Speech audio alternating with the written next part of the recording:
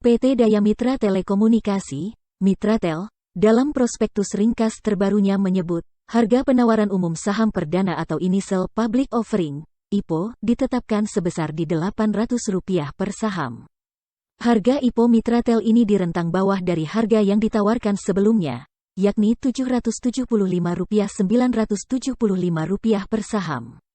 Masih berdasarkan prospektus Mitratel yang diterbitkan Senin, 15/11, jumlah saham yang dilepas sebanyak 22.920.512.000, setara dengan 27,63% dari modal yang ditempatkan dan disetor perusahaan setelah penawaran umum dengan nominal Rp228 per saham.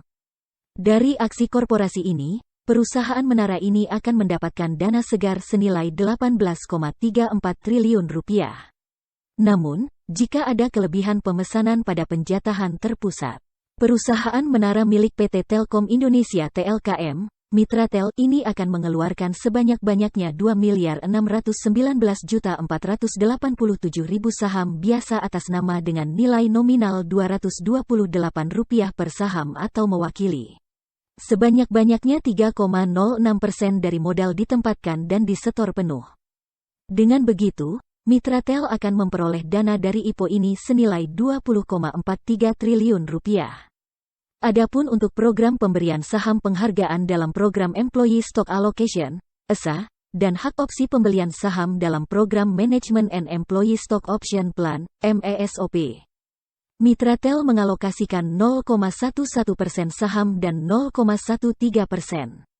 Merujuk jadwal, Mitratel akan mulai melakukan penawaran umum pada 16 November-18 November nanti dan target pencatatan saham di Bursa Efek Indonesia, B, pada tanggal 22 November tahun 2021 nanti. Dari dana hasil penawaran umum ini, Mitratel akan menggunakan dana sebanyak 44% untuk belanja modal organik seperti penambahan kolokasi melalui penguatan dan penambahan menara telekomunikasi, pembangunan menara baru dan penambahan site baru, dan ekspansi ke teknologi dan layanan yang dapat bersinergi dengan bisnis penyewaan menara. Adapun sebesar 56% akan Mitratel gunakan untuk belanja modal anorganik, yakni untuk mengakuisisi menara telekomunikasi dari operator telekomunikasi dan akuisisi strategis produk, teknologi, dan layanan baru yang bersinergi dengan bisnis penyewaan menara. Sisanya untuk kebutuhan modal kerja dan kebutuhan lainnya seperti peningkatan sistem teknologi informasi dan penerapan program pengembangan yang berkualitas untuk menara telekomunikasi Mitratel. Dalam rapat dengar dengan Dewan Perwakilan Rakyat, Rabu pekan lalu, 10/11 Direktur Utama Telkom Indonesia Ririek Adriansyah sempat mengungkapkan, Mitratel akan menggunakan tiker di Bursa Efek Indonesia, B.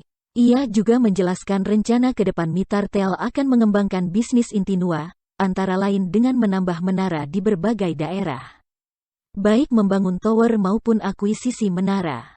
Selain itu, akan masuk ke berbagai bisnis lain yang relevan dengan tower, seperti fiber optik.